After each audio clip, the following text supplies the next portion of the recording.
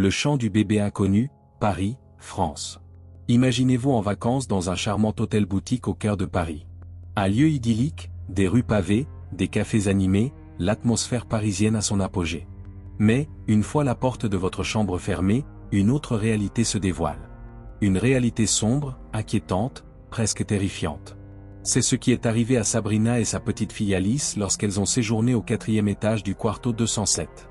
Mais avant d'entrer dans les détails de cette histoire troublante, abonnez-vous à cette chaîne pour ne jamais manquer des histoires aussi glaçantes que celles que vous êtes sur le point d'entendre. Si vous pensez que ce que vous allez découvrir est effrayant, attendez de connaître la vérité derrière cette porte fatidique. Tout a commencé tranquillement. Sabrina, une jeune mère en vacances, espérait passer un moment reposant à Paris avec sa fille. Le premier soir, après une longue journée de visite dans la ville lumière, elle installa Alice dans son lit, prête à la bordeur et à profiter d'une nuit tranquille. Mais ce n'était pas une nuit comme les autres. Alors qu'elle éteignait la lumière, un chuchotement étrange sembla se faufiler à travers les murs. Elle n'y prêta pas attention immédiatement, attribuant ce bruit aux autres clients de l'hôtel. Mais ensuite, cela devint impossible à ignorer. Un son, d'abord doux, un pleur d'enfant résonnait depuis le couloir, juste à l'extérieur de la porte. Sabrina pensa tout d'abord qu'il s'agissait d'un autre enfant. Peut-être un bébé qui avait du mal à dormir. Mais, alors qu'elle écoutait attentivement, ce pleur devint plus insistant, presque pressant, comme si l'enfant en question avait besoin d'aide. Curieuse, mais sans réelle inquiétude, elle ouvrit la porte pour voir qui était dans le couloir. Rien. Absolument rien. Le couloir était vide, baigné par la lumière froide des lampes murales. Pas de bébé, pas de parents essayant de calmer un enfant. Juste un silence oppressant. Le lendemain matin, Sabrina balaya cet événement étrange d'un revers de main. Après tout, les hôtels anciens comme celui-ci avaient souvent des couloirs qui résonnaient, des murs fins, des sons qui se propageaient différemment. Pourtant, quelque chose la troublait. Ce pleur semblait si proche, si réel, mais pourquoi n'avait-elle vu personne? La deuxième nuit fut bien différente. Une sensation de malaise s'était installée en elle. Elle mit Alice au lit, vérifia 2 fois la porte, puis se coucha à son tour. Vers minuit, alors que tout semblait calme, cela recommença. Le même chagrin d'enfant, mais cette fois, ce n'était plus dans le couloir. C'était dans la chambre. Son cœur battait à tout rompre. Comment un bébé pouvait-il être dans la pièce? Elle regarda Alice, qui dormait paisiblement, inconsciente de ce qui se passait autour d'elle.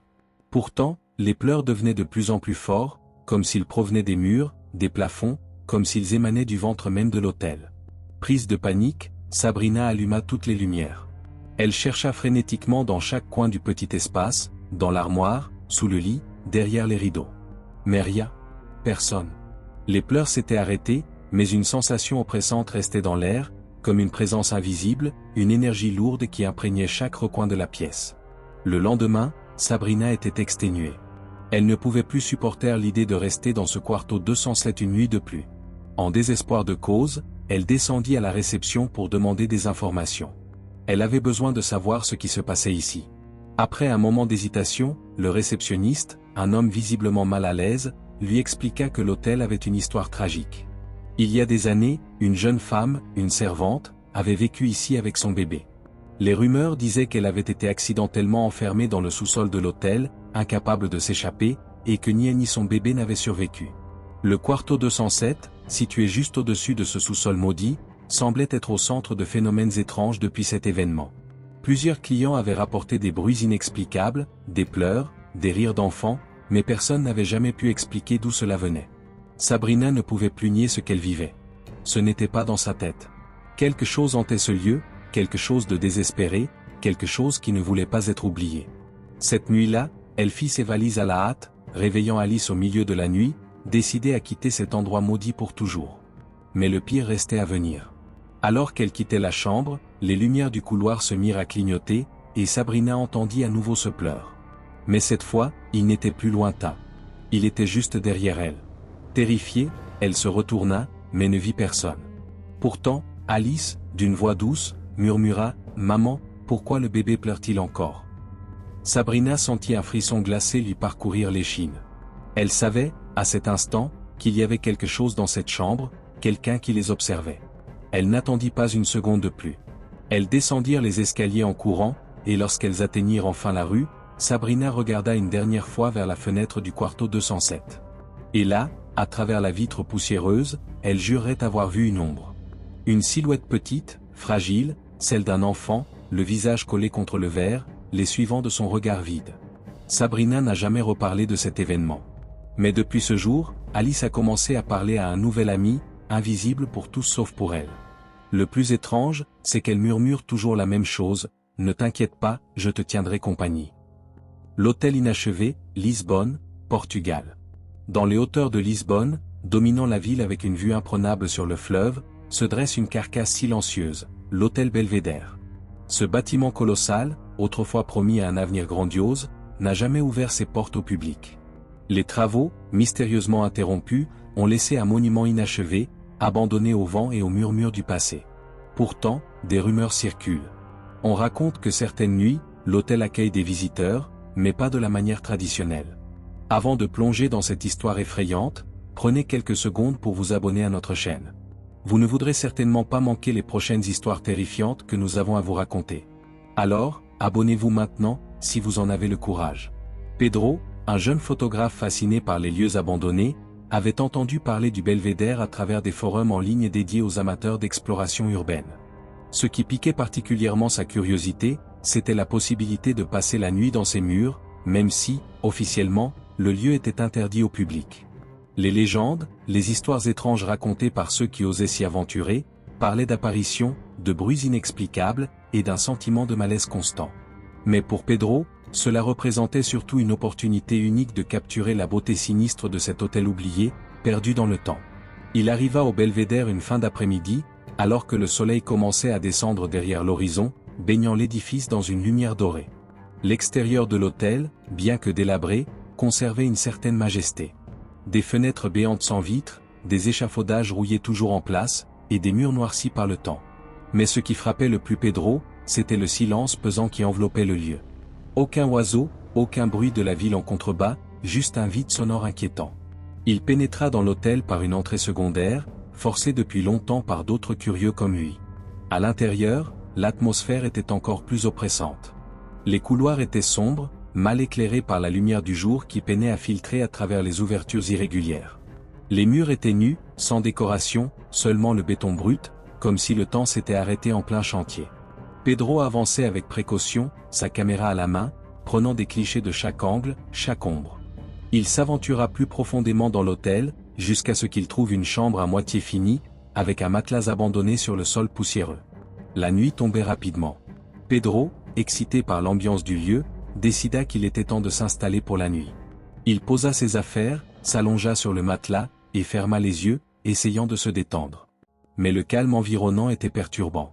Chaque petit bruit ou le grincement du bâtiment, le souffle du vent à travers les ouvertures semblait amplifié, presque trop présent. Il ne fallut pas longtemps avant que cela commence. Vers minuit, un bruit sourd résonna dans le plafond. Pedro, d'abord immobile, crut qu'il s'agissait d'un rat ou d'un oiseau. Mais ce son était trop lourd, trop régulier. On aurait dit des pas, lents, lourds, se déplaçant au-dessus de lui. Il savait qu'il était seul dans cet hôtel. Aucun autre visiteur ne s'était aventuré ici ce soir-là. Mais ces bruits continuaient, comme si quelqu'un ou quelque chose marchait dans les couloirs déserts à l'étage supérieur. Les pas semblaient errer au hasard, s'éloignant parfois, puis se rapprochant dangereusement. Pedro tenta de se calmer, se disant que le vieux bâtiment amplifiait simplement les bruits du vent. Mais à chaque minute, les sons devenaient plus distincts, plus pressants. Comme si ce qui marchait descendait lentement vers lui. Descendait. Il n'avait plus sommeil. Il restait assis sur le matelas, son cœur battant à tout rompre, écoutant ces pas invisibles s'approcher, s'arrêter, puis reprendre leur marche funèbre. Après une heure d'angoisse, les pas s'arrêtèrent brutalement. Un silence lourd envahit la pièce. Puis la poignée de la porte commença à trembler. Pedro, glacé par la peur, observa la porte comme hypnotisé. Il n'y avait personne dans le couloir, du moins, personne qu'il puisse voir. Mais la poignée continuait de bouger, comme si quelqu'un essayait d'entrer. Puis, brusquement, tout cessa. Plus aucun bruit. Seulement un silence insoutenable. Il saisit son sac à dos, trop terrifié pour rester une minute de plus dans cette chambre. Il devait partir. Maintenant. Tandis qu'il fuyait l'hôtel, son esprit était assailli par des questions. Que se passait-il dans cet endroit ? Qui ou quoi avait essayé d'entrer dans sa chambre ? Il devait savoir. Le lendemain, Pedro se rendit dans une vieille librairie de Lisbonne, réputée pour ses archives. Après plusieurs heures de recherche, il tomba sur un article daté des années 70. Il y était écrit que la construction du belvédère avait été arrêtée brutalement à la suite d'une série de morts mystérieuses. Plusieurs ouvriers avaient trouvé la mort sur le chantier dans des circonstances inexplicables. Certains étaient tombés des échafaudages, d'autres avaient été écrasés par des murs qui s'étaient effondrés sans raison apparente. Mais le pire, c'est qu'il y avait eu des disparitions. Des ouvriers qui, un jour, ne s'étaient simplement jamais présentés sur le chantier. Leurs corps n'avaient jamais été retrouvés. Les travaux avaient été arrêtés, et l'hôtel laissé à l'abandon. Depuis, des rumeurs avaient commencé à circuler. Des voix, des bruits de pas, des apparitions de silhouettes dans les fenêtres de cet édifice maudit. Pedro, malgré sa terreur, sentit un frisson d'excitation. Il était persuadé que ce qu'il avait entendu la nuit précédente n'était pas le fruit de son imagination. L'hôtel Belvédère n'était pas seulement un lieu abandonné. Il était hanté. Et il n'était pas le seul à en faire l'expérience. Depuis des années, des explorateurs urbains, des curieux et des amateurs de sensations fortes étaient attirés par le belvédère. Mais peu d'entre eux revenaient pour en parler.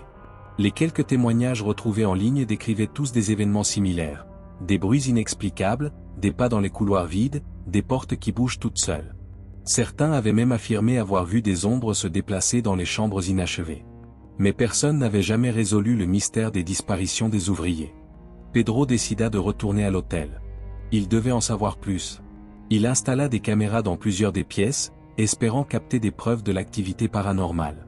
Mais, la deuxième nuit, ce n'était plus seulement des bruits de pas ou des portes tremblantes. Quelque chose de plus sinistre l'attendait. Les caméras captèrent des formes indistinctes, des mouvements dans l'obscurité, mais surtout, un visage apparut brièvement à travers l'une des fenêtres. Un visage déformé, aux yeux vides, qui le fixait avant de disparaître dans l'ombre. Pedro n'en parla jamais à personne. Et depuis, l'hôtel Belvédère attend toujours. Mais la question demeure, oserez-vous passer une nuit dans ces murs? L'ombre dans le couloir, Buenos Aires, Argentine. Dans le cœur de Buenos Aires, se dresse un hôtel au charme d'un autre temps, un édifice colonial appelé Hôtel La Plata. À première vue, rien d'inhabituel, juste un ancien bâtiment qui a traversé les époques avec dignité. Pourtant, sous cette apparence paisible, il recèle des secrets terrifiants que peu osent évoquer à haute voix. Avant de vous plonger dans cette histoire glaçante, abonnez-vous à notre chaîne pour découvrir d'autres récits troublants qui vous tiendront éveillés la nuit. Si vous pensez être assez courageux pour affronter les mystères les plus sombres du monde, alors cliquez sur s'abonner. Vous êtes prévenus, cette histoire pourrait bien hanter vos rêves. C'était une nuit pluvieuse lorsqu'Eduardo, un homme d'affaires en déplacement, arriva au La Plata. Le vent soufflait avec une violence inhabituelle, projetant la pluie contre les fenêtres poussiéreuses de l'hôtel. Fatigué de son voyage et avec une réunion importante prévue le lendemain matin, Eduardo ne prêta que peu d'attention à l'atmosphère lourde qui enveloppait l'endroit. Pourtant, dès son entrée dans le hall, un sentiment étrange s'insinua en lui, comme si quelque chose n'allait pas. Le réceptionniste, un vieil homme aux traits marqués par les années, lui donna la clé de sa chambre avec un regard qui trahissait une certaine réticence. Le couloir qui menait à sa chambre, au deuxième étage, était faiblement éclairé. Les ampoules tremblotaient, projetant des ombres vacillantes sur les murs jaunis. Ce qui frappa immédiatement Eduardo, c'était la longueur du couloir. Il semblait interminable. À chaque pas, il avait l'impression que les murs se resserraient autour de lui, que la distance s'étirait au-delà du possible. En arrivant enfin à sa chambre, une étrange sensation de froid envahit Eduardo. Pas le froid habituel d'une mauvaise isolation ou d'un climatiseur trop fort, non, c'était un froid qui semblait venir de l'intérieur, comme si l'air lui-même portait la trace de quelque chose de sinistre. Malgré ce malaise, il tenta de rationaliser la situation. Il était tard, il était fatigué. Après tout, ce n'était qu'un vieux bâtiment. Mais à peine avait-il commencé à défaire sa valise qu'il la vit. Une ombre fugace, elle glissa devant la porte, visible uniquement par l'étroite fente de lumière qui se dessinait sous celle-ci. Eduardo S. Fejia. Son esprit chercha immédiatement une explication. Un autre client, quelqu'un qui passait dans le couloir. Mais pourquoi alors ce sentiment de malaise grandissant? Pourquoi cette sensation d'être observé? Il s'approcha lentement de la porte, l'ouvrit avec précaution, espérant trouver une explication logique. Mais il n'y avait rien. Le couloir était vide, plongé dans ce même éclairage tremblotant, avec seulement le faible bruit de la pluie qui frappait contre les fenêtres. Pourtant, l'air semblait encore plus glacial qu'avant, comme si quelque chose, ou quelqu'un, était passé par là il y a à peine quelques secondes. Tentant de se convaincre que son esprit lui jouait des tours, Eduardo referma la porte et retourna à ses affaires. Mais cette nuit-là, il dormit mal, agité par des rêves perturbants. Dans ses cauchemars, des ombres dansaient autour de lui, des murmures indistincts se faisaient entendre, et toujours ce même sentiment d'oppression, d'être surveillé. Le lendemain, il fit de son mieux pour ignorer les événements de la veille. Son travail le distrayait suffisamment, et la lumière du jour rendait tout cela moins terrifiant. Mais au fond de lui, une part d'Eduardo redoutait déjà la tombée de la nuit. La seconde nuit fut bien pire. Alors qu'il essayait de s'endormir, cette même ombre apparut à nouveau. Cette fois, elle ne se contenta pas de passer devant la porte. Elle semblait se déplacer avec plus d'intention, plus de présence. Elle glissait rapidement, comme si elle essayait de se fondre dans les ténèbres environnantes, mais toujours, elle revenait. Eduardo tenta de rester calme, mais son instinct lui hurlait de fuir, de quitter cet endroit. Il se leva, ouvrit à nouveau la porte, et comme la veille, le couloir était vide. Cette fois, cependant, il remarqua quelque chose de plus troublant. Une sensation invisible, comme si une présence le frôlait à chaque fois qu'il s'aventurait dans le couloir. C'était comme si quelque chose l'observait, en permanence, caché juste à la limite de son champ de vision. Et ce quelque chose, cette ombre, semblait le suivre. Elle n'était jamais tout à fait là, mais jamais tout à fait partie. Le matin suivant, perturbé et épuisé, Eduardo descendit à la réception pour se plaindre. Il s'attendait à un rire moqueur, à une explication rationnelle de la part du personnel. Mais à la mention de l'ombre, le réceptionniste pâlit légèrement. « Cela arrive parfois, murmura-t-il, évitant le regard d'Eduardo. Intrigué, Eduardo insista pour en savoir plus. Ce fut alors qu'il apprit la vérité sur l'hôtel. Le La Plata n'avait pas toujours été un hôtel. Dans les années 1920, il avait servi de sanatorium pour les malades mentaux. Les couloirs aujourd'hui désolés avaient autrefois abrité des patients en proie à la folie, des âmes torturées que la science de l'époque ne pouvait apaiser. Parmi eux, un homme, particulièrement dangereux, avait été enfermé dans un couloir spécifique, isolé du reste des patients, après avoir attaqué plusieurs membres du personnel. Cet homme était resté dans ce couloir, seul, des années durant, jusqu'à sa mort mystérieuse. Certains disaient qu'il avait été oublié, laissé à pourrir dans l'obscurité. Depuis ce jour, le personnel et certains clients avaient signalé des présences inexplicables dans cette aile de l'hôtel. L'ombre qui rôdait dans ces couloirs était-elle le fantôme de ce patient abandonné? Personne ne le savait avec certitude. Mais une chose était sûre, quelque chose habitait encore ces lieux. Terrorisé par ces révélations, Eduardo quitta l'hôtel dès que possible, sans même attendre la fin de son séjour. Mais même après son départ, l'ombre ne l'abandonna pas. Partout où il allait, dans chaque pièce sombre, chaque coin mal éclairé, il pouvait la sentir, tapie dans l'obscurité, toujours présente, comme si elle l'avait suivi hors de l'hôtel. Et chaque nuit, il se réveillait en sursaut, persuadé qu'elle l'observait depuis le coin de sa chambre. Alors, la prochaine fois que vous visiterez Buenos Aires, peut-être voudrez-vous éviter l'hôtel La Plata. Ou alors, si vous osez, passez une nuit. Mais souvenez-vous, certaines ombres ne disparaissent jamais. La chambre qui n'aurait jamais dû exister, New York, États-Unis. En plein cœur de New York, là où les lumières brillent sans cesse et où les rues sont constamment animées, se trouve un hôtel qui, à première vue, n'a rien d'extraordinaire. Le Grand Majestic, un établissement luxueux et imposant, semble être une oasis de confort pour les voyageurs. Pourtant, derrière son élégante façade, se cache une histoire sombre que peu de gens osent raconter. Avant de plonger dans ce récit terrifiant, prenez une seconde pour vous abonner à notre chaîne. Ici, nous partageons des histoires vraies, des récits qui vous entreront bien après avoir éteint la lumière. Vous ne voulez pas manquer ça? Alors, abonnez-vous et préparez-vous à découvrir l'un des secrets les plus effrayants de New York. C'était un hiver glacial lorsque Richard, un cadre supérieur habitué aux voyages d'affaires, réserva une chambre au Grand Majestic. Ayant l'habitude du confort et de la tranquillité des grands hôtels, il ne se doutait pas un instant que ce séjour allait marquer la fin de sa vie telle qu'il la connaissait. Après une longue journée de réunion, il arriva à l'hôtel, fatigué mais satisfait de ses affaires. Il approcha du comptoir de la réception pour récupérer la clé de sa chambre. « Bienvenue au Grand Majestic, monsieur, dit la réceptionniste avec un sourire chaleureux. « Puis-je avoir votre nom ?»« Richard Evans. » »« J'ai une réservation pour la nuit. » La réceptionniste tapota rapidement sur son clavier avant de froncer légèrement les sourcils. « Vous avez demandé la chambre ?»« 404. » Richard acquiesca. C'était le numéro que l'agence de voyage avait réservé pour lui. Mais à ce moment précis, la femme derrière le comptoir pâlit légèrement. « Monsieur, je suis désolé, mais il y a eu une erreur. La chambre 404, elle, n'existe pas. » Richard éclata de rire, pensant à une blague. « Un hôtel de ce standing qui commet une erreur si évidente? Impossible. Je comprends, mais c'est bien ce que j'ai sur ma réservation. Vous pouvez me donner la clé, s'il vous plaît? L'air de la réceptionniste changea, passant de la confusion à une sorte de résignation. Après quelques secondes d'hésitation, elle ouvrit un tiroir sous le comptoir et en sortit une vieille clé, usée par le temps.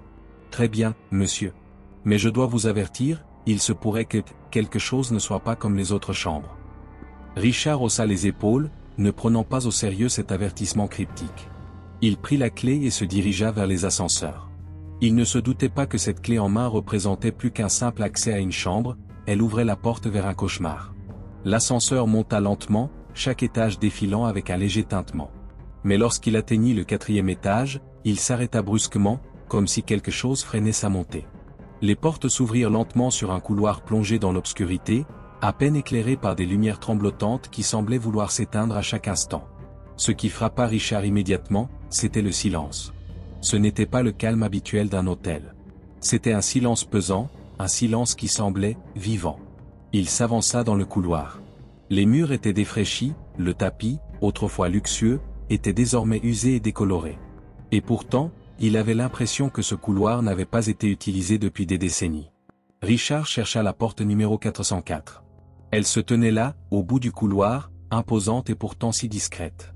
Lorsqu'il inséra la clé dans la serrure, un grincement métallique retentit, brisant le silence comme un cri d'agonie.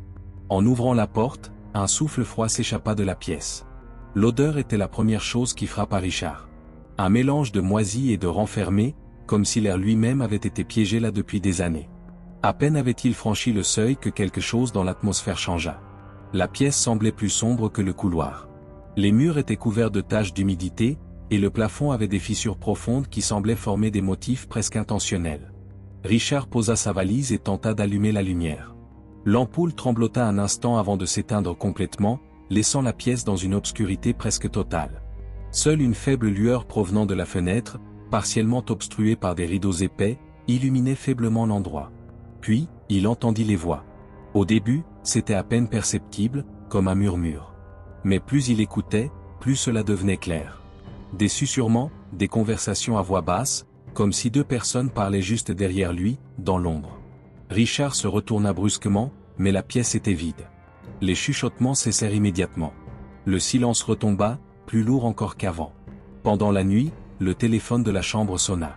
Richard, encore à moitié endormi, décrocha le combiné. Mais au lieu d'entendre une voix, il n'y avait que le son d'une respiration lourde. Une respiration lente, rauque, comme celle de quelqu'un qui se trouvait à l'autre bout du fil, tapi dans l'ombre. Il raccrocha précipitamment, son cœur battant à tout rompre. Le lendemain matin, épuisé et perturbé, il descendit à la réception. Il voulait des réponses. « Excusez-moi, mais qu'est-ce qui se passe avec la chambre 404 ?» Le réceptionniste, un homme d'âge mûr, le regarda avec des yeux larges. « Monsieur, la chambre 404, elle n'est plus en service depuis des années. » Richard sentit un frisson glacé parcourir son échine. « Comment ça, plus en service? J'y ai passé la nuit. » L'homme secoua la tête, son visage se durcissant. « Personne n'a séjourné dans cette chambre depuis un certain événement. Un couple y a disparu il y a des décennies. Ils n'ont jamais été retrouvés. Depuis, nous ne louons plus cette chambre. C'est impossible. » Pris de panique, Richard se précipita hors de l'hôtel. Mais quelque chose continuait de le hanter. La curiosité le rongeait. Il devait en savoir plus. Il passa la journée à fouiller dans les archives de l'hôtel, cherchant des traces du couple disparu. Ce qu'il découvrit était pire que tout ce qu'il avait pu imaginer. Il y avait eu d'autres disparitions avant ce couple. Toujours dans cette même chambre. Toujours sans explication. Depuis des décennies, des gens disparaissaient mystérieusement après avoir séjourné dans cette chambre. Les rares survivants parlaient tous des mêmes phénomènes, des voix, des murmures, des ombres dans le coin de leurs yeux. Ce soir-là, Richard ne rentra jamais chez lui. Il disparut sans laisser de traces. Certains disent qu'il est devenu une autre victime de la chambre 404. Depuis, le Grand Majestic continue de louer ses chambres aux voyageurs du monde entier. Mais personne ne parle jamais du 4e étage. Et personne ne sait ce qu'il est advenu de Richard. Alors, si un jour vous séjournez au Grand Majestic, et que l'on vous dit que la chambre 404 n'existe pas, croyez-les. Parce que si vous y entrez, vous pourriez ne jamais en sortir. Le miroir de la chambre 237 Prague, République tchèque. Au cœur de la majestueuse ville de Prague, là où chaque rue raconte une histoire, se dresse le Hôtel Imperium, célèbre pour son architecture luxueuse, ses fresques dorées, et son ambiance élégante, digne des palais royaux. Pourtant, il est une chose dont le personnel ne parle jamais, la chambre 237. Ceux qui en savent quelque chose n'osent même pas évoquer son existence. Mais aujourd'hui, vous allez découvrir l'une des histoires les plus terrifiantes qui y est liée. Avant de commencer, prenez un moment pour vous abonner à notre chaîne. Ici, nous explorons les recoins les plus sombres du monde, révélant des secrets que certains préfèrent laisser dans l'oubli. Ne manquez pas nos prochaines histoires. Alors, abonnez-vous maintenant, et préparez-vous à plonger dans un cauchemar dont vous ne sortirez peut-être pas indemne. C'était un soir d'automne lorsqu'Elena, une jeune touriste venue découvrir la beauté de Prague, réserva une chambre à l'Hôtel Imperium. Le prix attractif de la chambre 237 lui sembla une aubaine. Bien que l'hôtel ait une réputation d'excellence, elle ne pouvait s'empêcher de ressentir une étrange appréhension lorsqu'elle reçut la clé. La réceptionniste lui lança un regard que Elena ne put déchiffrer. Un regard plein de mystère, presque de pitié. Elena monta les escaliers en colimaçon, admirant l'ornementation et les chandeliers suspendus, qui projetaient des ombres dansantes sur les murs. Mais en arrivant à l'étage de sa chambre, quelque chose sembla changer. L'atmosphère devint soudainement plus lourde, comme si l'air lui-même s'épaississait. Elle trouva la chambre 237 au fond d'un long couloir à peine éclairé. La porte, massive et gravée de motifs anciens, émettait un léger grincement lorsqu'elle l'ouvrit. À l'intérieur, la chambre était joliment décorée, mais une chose attira immédiatement son attention. Un grand miroir ancien qui occupait presque tout un pan de mur. Le cadre doré, gravé de figures presque effacées par le temps, donnait à l'objet une présence écrasante. Pourtant, Elena n'y prêta pas plus d'attention. Après tout, ce n'était qu'un miroir, pensa-t-elle. Mais dès la première nuit, un sentiment d'étrangeté s'empara d'elle. Après avoir éteint les lumières et s'être glissée sous les couvertures, elle eut l'impression d'être observée. Le miroir, bien qu'immobile, semblait capter tous les reflets de la pièce de manière trop précise. Elle décida de ne pas y prêter attention et tenta de s'endormir. Puis, quelque chose se produisit. Alors qu'elle fermait les yeux, elle aperçut du coin de l'œil une ombre dans le miroir. Une silhouette indistincte, floue, se tenait juste derrière elle. Son cœur s'emballa. Elle se redressa brusquement, scrutant le miroir, mais la silhouette avait disparu. Ce n'était sûrement que son imagination, se dit-elle. La fatigue devait lui jouer des tours. Mais au fond d'elle, quelque chose la troublait. Elle sentit une présence, quelque chose de tangible dans l'air. Le lendemain, la journée se déroula sans incident. Mais la nuit suivante, les choses prirent une tournure bien plus sinistre. Alors qu'elle se préparait à se coucher, elle remarqua à nouveau quelque chose d'étrange dans le miroir. Cette fois, c'était plus clair. Le reflet montrait une femme, debout derrière elle, pleurant silencieusement, ses longs cheveux tombant devant son visage. Elena se retourna brusquement, mais la chambre était vide. Elle sentit un frisson glacé courir le long de sa colonne vertébrale. Ses mains tremblaient. Elle tenta de se convaincre que ce n'était qu'un jeu de lumière, un mauvais rêve éveillé, mais les larmes sur le visage de la femme semblaient si réelles. Effrayée, Elena jeta un drap sur le miroir, décidant qu'elle ne pouvait plus supporter cette vision. Mais au lieu de calmer ses angoisses, cela ne fit qu'empirer les choses.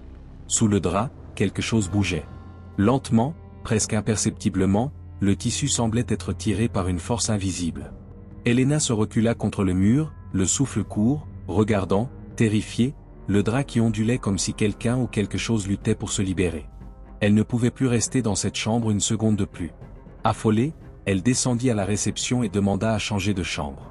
Le réceptionniste, un vieil homme aux yeux fatigués, leva un regard lourd sur elle. « Vous avez vu la femme, n'est-ce pas » demanda-t-il, la voix tremblante. Elena hocha la tête, incapable de prononcer un mot. « Je suis désolé, murmura-t-il. Il y a des années, une femme s'est enfermée dans cette chambre. Elle s'est tenue devant ce miroir, et elle a mis fin à ses jours. Depuis, son esprit ne peut pas partir. Elle est prisonnière du reflet. Ceux qui la voient, ne sont jamais tout à fait seuls après cela. » Elena, terrifiée, quitta l'hôtel la nuit même. Elle tenta de rationaliser ce qu'elle avait vu, de se dire que tout cela n'était que le fruit de son imagination. Mais quelque chose avait changé. Les jours qui suivirent, partout où elle allait, elle avait l'impression d'être suivie. Dans chaque miroir qu'elle croisait, elle voyait cette silhouette, parfois floue, parfois nette, mais toujours présente. Ce n'était plus seulement dans le miroir de l'hôtel. C'était dans tous les reflets, dans les vitrines des magasins, les rétroviseurs des voitures, les flaques d'eau sur le sol. Partout, cette femme était là, silencieuse, ses yeux baignés de larmes, la suivant comme une ombre maudite. Helena se demanda si elle pouvait s'en débarrasser. Elle évitait tous les miroirs, tous les reflets, mais cela ne changeait rien. Elle était toujours là. Il n'y avait aucune échappatoire. La présence se faisait de plus en plus pesante, de plus en plus proche. La nuit, elle entendait parfois des sanglots étouffés dans sa chambre, comme si la femme tentait de lui parler à travers le voile invisible qui les séparait. Un soir, alors qu'elle se tenait devant le miroir de sa propre salle de bain, épuisée par les nuits blanches et les terreurs constantes, elle remarqua quelque chose d'encore plus terrifiant. La silhouette ne se contentait plus d'observer. Cette fois, la femme dans le miroir ne reflétait pas simplement Helena, elle tendait la main vers elle. Une main froide, pâle, qui sortait lentement du verre comme si elle voulait l'emmener de l'autre côté. Helena poussa un cri et recula, mais il était déjà trop tard. La dernière chose qu'elle vit fut son propre reflet, disparaissant dans l'ombre, avant que le miroir ne se fissure en 1000 morceaux. Depuis ce jour, personne n'a plus jamais entendu parler d'Helena.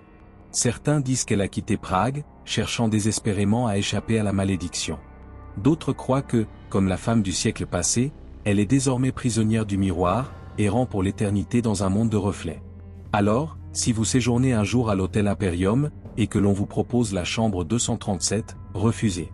Car une fois que vous avez croisé le regard de cette femme, elle ne vous quittera plus jamais. Et vous? Osez-vous encore regarder dans un miroir? Le visiteur de minuit, Kyoto, Japon. Dans le quartier paisible de Gion, à Kyoto, se trouve l'hôtel traditionnel Kiyomizu, un lieu réputé pour son accueil chaleureux, son ambiance calme et son charme authentique. Mais derrière cette façade de tranquillité se cache un mystère qui, au fil des ans, a laissé de nombreux invités terrifiés. Ce que peu de personnes osent évoquer, c'est la légende du visiteur de minuit, une présence fantomatique qui hante les couloirs sombres de cet établissement. Vous êtes sur le point de découvrir l'une des histoires les plus effrayantes liées à cet endroit. Mais avant de continuer, prenez un instant pour vous abonner à notre chaîne. Chaque semaine, nous révélons les récits les plus troublants, les mystères les plus sombres du monde. Ne manquez rien de ce que nous avons à partager avec vous. Abonnez-vous maintenant pour que ces histoires continuent de vous hanter, et plongez avec nous dans l'horreur qui vous attend. L'histoire que je vais vous raconter aujourd'hui concerne John, un simple voyageur, qui ne cherchait rien d'autre qu'une nuit paisible au Kiyomizu. Il ne savait pas qu'il serait confronté à un cauchemar vivant. C'était une nuit comme les autres à Kyoto. Le quartier de Gion, avec ses rues pavées et ses lanternes tamisées, baignait dans une atmosphère de tranquillité absolue. John, un jeune mochilero américain, avait choisi le Kiyomizu pour sa première nuit dans la ville. Le hall de l'hôtel était décoré avec des œuvres d'art traditionnelles et une lumière douce qui invitait à la détente. Fatigué de sa longue journée d'exploration, il ne prêta aucune attention aux murmures silencieux des autres invités, ni aux regards furtifs échangés par le personnel. La première nuit se déroula sans encombre, jusqu'à minuit. C'est à cette heure-là que tout a commencé. Un bruit léger, presque imperceptible, mais suffisant pour réveiller John en sursaut. 3 coups frappés contre la porte de sa chambre. Il pensa d'abord à un voisin bruyant ou à un employé de l'hôtel. Lorsqu'il ouvrit la porte, le couloir était plongé dans un silence pesant, presque oppressant. Pas un souffle de vent, pas une trace de mouvement, juste une obscurité épaisse. Troublé, il referma la porte et tenta de se rendormir, se persuadant que ce n'était qu'une coïncidence, un bruit quelconque. Mais la seconde nuit, la situation prit une tournure bien plus effrayante. Peu après minuit, alors qu'il commençait à sombrer dans le sommeil, les coups retentirent à nouveau, cette fois plus fort, plus insistants.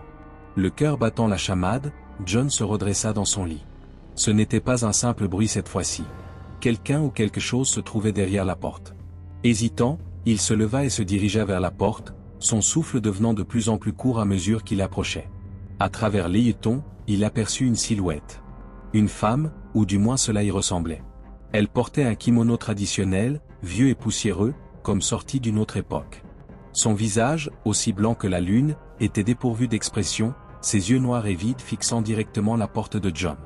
Son cœur s'accéléra tandis qu'il observait cette scène irréelle, ses mains devenant moites. Prenant une grande inspiration, il ouvrit la porte d'un coup sec. Mais le couloir, comme la nuit précédente, était désespérément vide. Pas de trace de la femme. Rien qu'une ombre silencieuse et une étrange sensation de froid qui semblait s'insinuer dans la pièce, rendant l'air presque irrespirable. Un frisson glacé parcourut la colonne vertébrale de John. Il referma précipitamment la porte, le souffle court, et se dirigea vers le lit. Mais à peine y était-il retourné que la température de la pièce commença à baisser d'une manière anormale. Le thermomètre atteignait des niveaux glacials, et son souffle se transformait en brume devant lui. Cette nuit-là, John ne ferma plus l'œil. Il resta éveillé, à guetter le moindre bruit, le moindre mouvement. Mais aucun autre son ne vint. Pas de coups, pas de murmures, juste ce froid insoutenable, presque suffocant. Le matin suivant, épuisé et nerveux, il décida de quitter l'hôtel. À la réception, alors qu'il réglait sa note, un vieil homme, un habitant local, l'aborda discrètement. « Vous étiez dans la chambre 13, n'est-ce pas » demanda-t-il, sa voix à peine audible. John, surpris, hocha la tête. Le vieil homme poursuivit avec une gravité qui glaça le sang de John. « Il y a longtemps, un homme s'est pendu dans cette chambre. Un voyageur, comme vous. Depuis, son âme est restée piégée dans cet hôtel, cherchant désespérément à entrer dans d'autres chambres. Il ne supporte pas d'être seul dans la mort. Chaque nuit, à minuit, il frappe aux portes, espérant trouver quelqu'un qui lui tiendra compagnie, pour l'éternité. » Les paroles de l'homme résonnèrent dans la tête de John comme une sentence.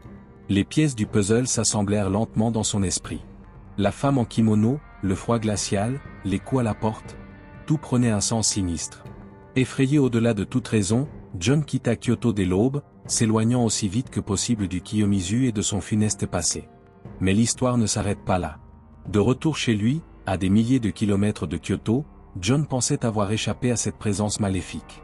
Mais peu de temps après, des événements étranges commencèrent à se produire. Chaque nuit, à minuit, il entendait des coups à la porte de son appartement, exactement comme à l'hôtel. Il se levait, ouvrait la porte, mais il n'y avait personne. Juste un silence lourd, terrifiant, et cette sensation glacée qui l'envahissait. Il réalisa alors, avec horreur, que le visiteur l'avait suivi. Ce que John ne savait pas, c'est que quiconque croise le chemin de ce visiteur n'est jamais véritablement seul. L'esprit tourmenté de l'homme qui s'était pendu dans la chambre 13 du Kiyomizu hante à jamais ceux qui entendent ses coups à la porte. Et maintenant, c'est à vous de vous poser la question. Si vous entendez frapper à minuit, oseriez-vous ouvrir ? N'oubliez pas de vous abonner pour plus d'histoires terrifiantes, et gardez toujours un œil sur vos portes, qui sait qui pourrait frapper cette nuit ?